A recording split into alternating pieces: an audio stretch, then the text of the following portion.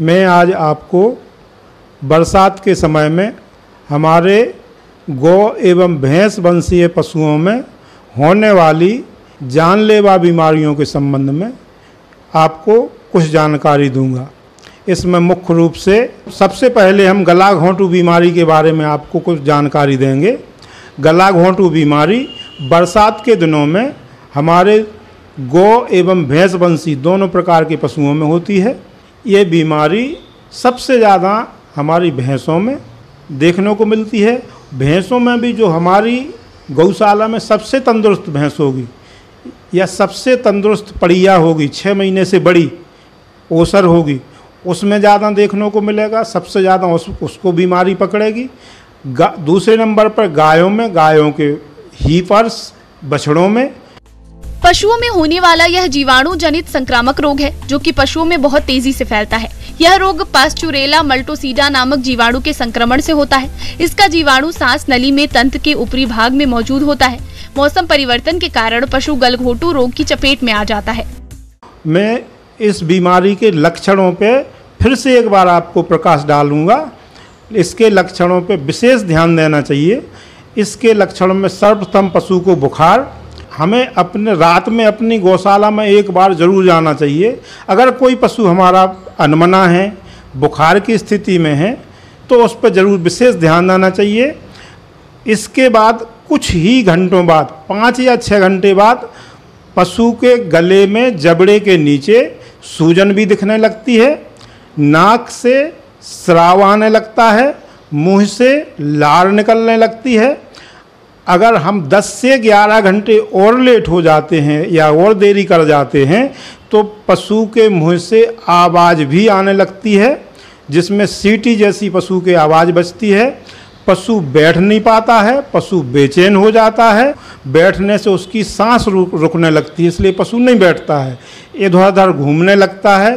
घूमने के साथ ही अगर और ज़्यादा इससे ज़्यादा समय 18 से 24 घंटे में पशु सांस रुकने एवं पेट फूलने की स्थिति में पशु की मृत्यु हो जाती है। पशुपालक भाइयों, यदि आपके किसी जानवर में गलघोटू रोग आ चुका है तो इस बीमारी को अन्य पशुओं में फैलने से रोकना तो जरूरी होता ही है। साथ ही साथ बीमार पशु का इलाज पर भी विशेष ध्यान दें, जिससे आपका पशु इस गंभीर रोग से बच सके। यह बीमारी सामान्यतः एक दूसरे के बीमार पशु के संपर्क में आने से फैलती है। जब एक बीमार पशु दूसरे पशु के साथ खाना खाता है या साथ में पानी पीता है तो ये बीमारी बहुत जल्दी दूसरे पशु के लिए लग जाती है। किसान भाइयों, अगर हमारे पशुओं में इस तरह के लक्षण, अगर हमारे जानवर में रात में, दिन में, किसी भी समय ऐसे लक्षण अगर दिखते हैं तो तुरंत इस स्थिति में हमें अपने पशु को, उस पशु को जो बीमार है, अपनी गौशाला से अपने अदर और जानवरों के साथ में नहीं रखना चाहिए। उस पशु को अलग बांध देना चाहिए। उस पशु का जूठा, चारा, पानी अन्य पशुओं को ना खाने दें। बीमार पशु के इलाज के लिए एंटीबायोटिक संवेदनशीलता परीक्षण विशेष रूप से आवश्यक है। इसके बाद ही पशु में एंटीबायोटिक दिया जाना चाहिए। पेनिसिलिन, अमोक्सिसिलिन, टेट्रासाइक्लिन आदि इस रोग के लिए प्रभावी एंटीबायोटिक दवा हैं। पशुपालक भाइयों, जैसा कि एक कहावत है, इलाज से बेहतर बचाव होता है। इसलिए जरूरत है कि आप ऐसे उपायों को अपनाएं जिससे आपके पशुओं में घातक बीमारियां हो ही नहीं।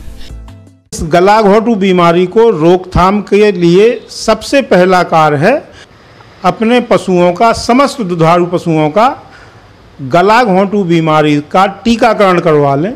इस बीमारी का टीकाकरण हमारे शासकीय अस्पतालों में एवं बाजार में सब उपलब्ध है। हम चाहें तो अपने शासकीय अस्पतालों से इस बीमारी का टीकाकरण करवा लें। इस गला घोंटू बीमारी के टीकाकरण में जो 6 महीने से उम्र के ऊपर के हैं उनमें 5 ml वैक्सीन चमड़ी के अंदर सबकट रूट से लगवा लें और 1 हफ्ते में ये वैक्सीन इनमें पूरी तरह से इम्यूनिटी पैदा कर देती है और पशु हमारा इस बीमारी से पूरी तरह से बचने के लिए स्वस्थ हो जाता है।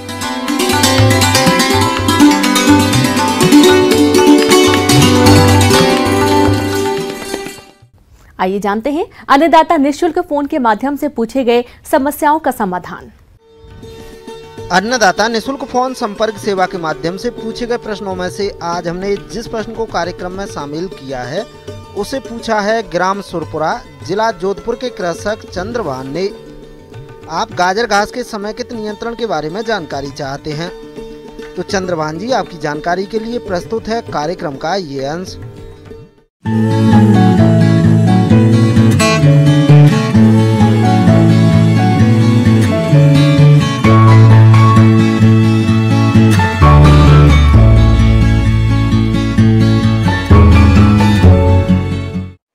गाजर घास जो है एक प्रकार का घास है।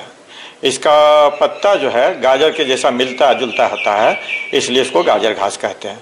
इसका साइंटिफिक नेम है पार्थेनियम हिस्टेरोफोरस और ये विभिन्न नामों से प्रचलित है।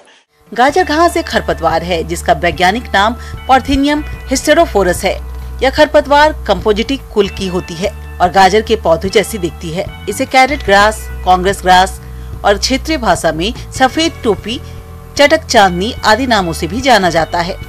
ये एक वर्षीय शाकीय पौधा है जिसकी लंबाई लगभग 1 से 1.5 मीटर तक हो सकती है। हर एक गाजर घास खरपतवार लगभग 1000 से 5000 बहुत ही छोटे छोटे बीज पैदा करता है।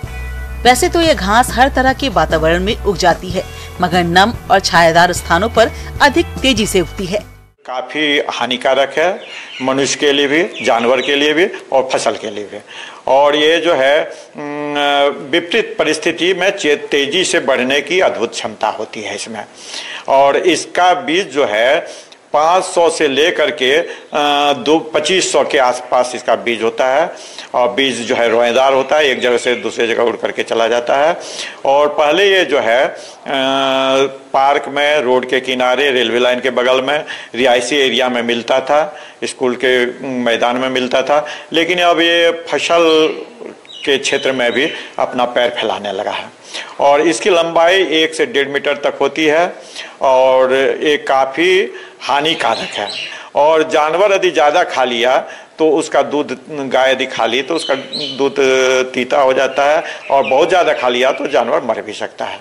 तापमान और प्रकाश से असंवेदनशील होता है, इसलिए सालों भर इसका ग्रोथ होता है।